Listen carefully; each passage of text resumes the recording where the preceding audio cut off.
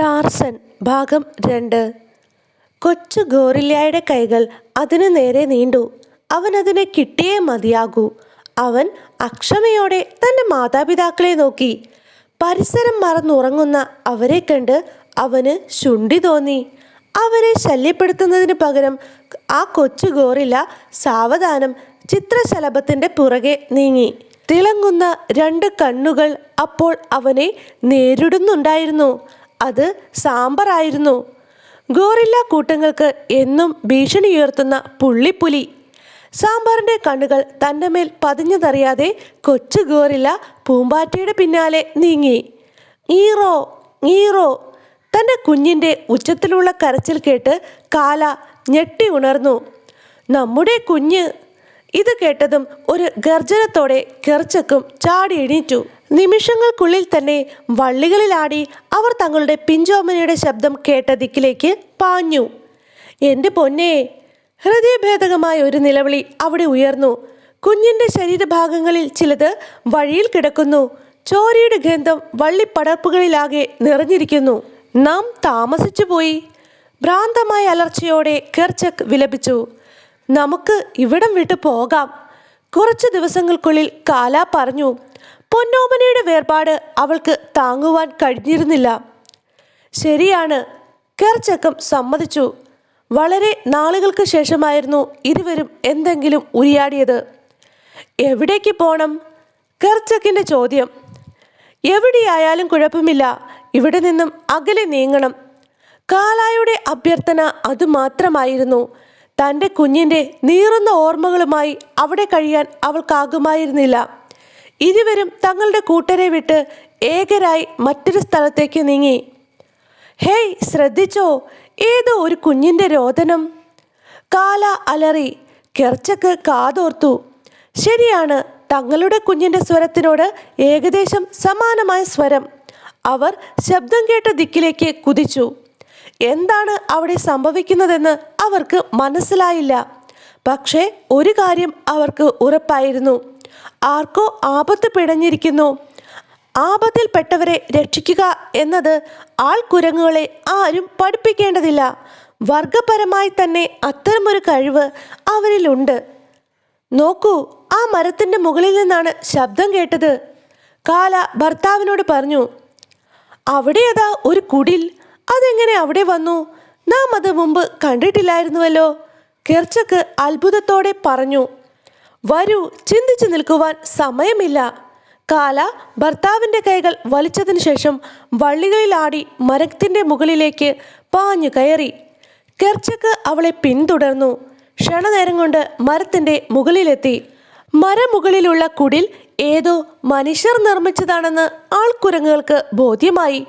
അവർ വളരെ ശ്രദ്ധാപൂർവം കുടിലിനുള്ളിലേക്ക് കയറി. നോക്കൂ കെർച്ചക്, ഇവിടമാകെ അലങ്കോലപ്പെട്ടിരിക്കുന്നു. കാല ആശ്ചര്യത്തോടെ പറഞ്ഞു. അടുക്കും ചിട്ടയുമുള്ള മുറികളാണ് അവർ പ്രതീക്ഷിച്ചത്. സാധാരണയായി മനുഷ്യരുടെ വീടുകൾ അത്തരത്തിലുള്ളതാണ്. എന്നാൽ ഗോറില്ലകളെ പോലും അത്ഭുതപ്പെടുത്തുന്ന രീതിയിൽ ആ മുറി അലങ്കോലമായിരുന്നു. പൊട്ടിയ ജനാലയിലൂടെ കാറ്റ് അകത്തേക്ക് വീശുന്നുണ്ടായിരുന്നു. ഹേയ്, നിൽക്കൂ! കെർച്ചക് അലറി.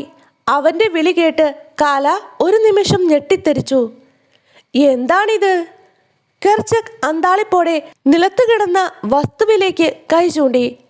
തുടർന്ന് ഒരു നിമിഷം ഇരുവരും പകച്ചു നിന്നു. ഇത് ഒരു തോക്കാണ്. കാല തൻ്റെ അറിവ് ഭർത്താവുമായി പങ്കുവച്ചു. തോക്കേന്തിയ മനുഷ്യരെ അവൾ മുമ്പ് കണ്ടിട്ടുണ്ടായിരുന്നു. തിരയൊഴിഞ്ഞ ഒരു തോക്ക് തന്നെയാണ് തങ്ങളുടെ മുമ്പിലെന്ന് അവർക്ക് മനസ്സിലായി. കാലായുടെ കണ്ണുകൾ മുറിയിലാകമാനം പരതി. ഭിത്തിയിലാകെ ചോര. അവൾക്ക് കാര്യം മനസ്സിലായി. ഈ മുറിയിലെ മനുഷ്യരെ ഏതോ മൃഗം ഭിത്തിയോട് ചേർത്തമർത്തി കൊന്നുകളഞ്ഞിരിക്കുന്നു. നോക്കൂ, ഏതോ മൃഗത്തിൻ്റെ രക്തം പുരണ്ട കൈപ്പത്തി അടയാളം. തറയിൽ കൈപ്പത്തി അടയാളം മാത്രമായിരുന്നില്ല, ശരീരങ്ങൾ വലിച്ചിഴച്ചതിൻ്റെ പാടുകളും അവിടെ ദൃശ്യമായിരുന്നു.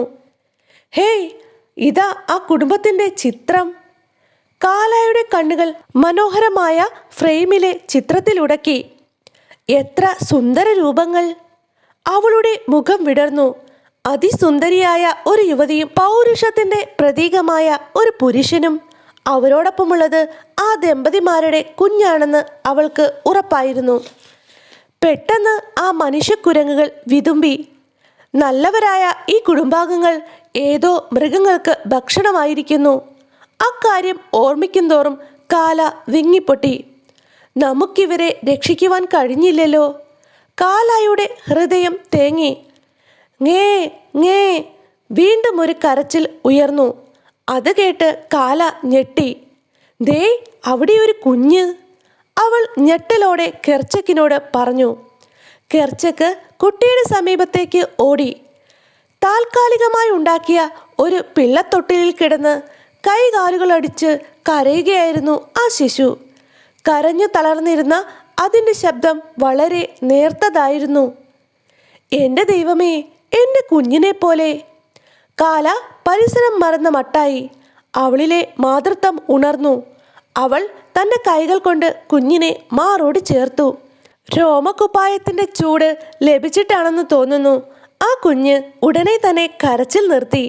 പിന്നെ ഭയന്ന് അവശനായ മട്ടിൽ ഇരുവരെയും തുറച്ചു നോക്കി. ഈ കുഞ്ഞിനെ എനിക്ക് വേണം. ഇവൻ ഇനി മുതൽ എൻ്റേതാണ്. കാല ആ മുഖത്ത് തുരുതുരെ മുത്തം നൽകി. കെർച്ചക്കിന് തൻ്റെ ഭാര്യയുടെ പെരുമാറ്റം തീരെ പിടിച്ചില്ല. അതവൻ്റെ മുഖഭാവത്തിൽ നിന്നും പ്രകടമായിരുന്നു. ഭാര്യ അന്യൻ്റെ കുട്ടിയെ സ്നേഹിക്കുന്നു എന്നത് അവന് രസിച്ചില്ല. പക്ഷേ കെർച്ചക്ക് ആ അതൃപ്തി പുറത്തു കാണിക്കാതിരിക്കാൻ പരിശ്രമിച്ചു. കെർച്ചക്ക്, ഇവനെ ഞാൻ എടുക്കുന്നു. തുടർന്ന് കെർച്ചക്കിൻ്റെ അനുമതിക്ക് കാത്തു നിൽക്കാതെ കാല അവനെ സ്വന്തമാക്കി. പെട്ടെന്നാണ് ഒരു ഗർജനമുണ്ടായത്. അവിടെ പതുങ്ങിക്കിടന്നിരുന്ന സാമ്പാർ എന്ന പുള്ളിപ്പുലി അവർക്ക് മുമ്പിലേക്ക് ചാടി വീണു.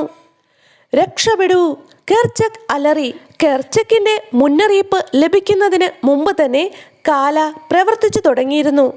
അവൾ കുഞ്ഞിനെയും കോരിയെടുത്ത് വള്ളികളിലാടി താഴെ കിടന്നിരുന്ന ചങ്ങാടത്തിൽ എത്തിക്കഴിഞ്ഞിരുന്നു. ഘർ ഘർ വീണ്ടും ഗർജനങ്ങൾ മുഴങ്ങി. പുലിയോട് ഒരു കൈ നോക്കുവാനെന്ന മട്ടിൽ കെർച്ചക്ക് തയ്യാറായി. അവൻ്റെ മുമ്പിലേക്ക് പുലി കുതിച്ചു ചാടിയതും നിരവധി വള്ളികളാൽ അത് കുരുക്കപ്പെട്ടതും ഒന്നിച്ചായിരുന്നു. കാല ഗോറില്ല വംശജരുടെ ഇടയിലേക്ക് തിരിച്ചു ചെന്നു. ഹേയ് കാല, നിനക്ക് ഈ മനുഷ്യ ശിശുവിനെ എവിടെ നിന്ന് കിട്ടി? അവർ ആശ്ചര്യത്തോടെ അവളോട് ചോദിച്ചു. നിരവധി ഗോറില്ല സ്ത്രീകൾ ആശ്ചര്യം അടക്കാനാവാതെ അവൾക്കൊപ്പം ചേർന്നു. എന്താണിത്? ഈ ശിശുവിനെ കാലായ്ക്ക് എങ്ങനെ ലഭിച്ചു? കുട്ടിയുടെ ഓമനത്വം ആസ്വദിക്കുമ്പോൾ തന്നെ അവർ പിറുപിറുത്തുകൊണ്ടിരുന്നു.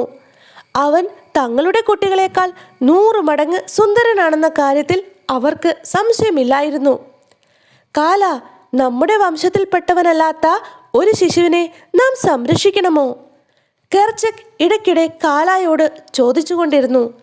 എന്നാൽ കാല എപ്പോഴും തൻ്റെ ഉത്തരങ്ങൾ ഒരു പല്ലിലിയിൽ ഒതുക്കി.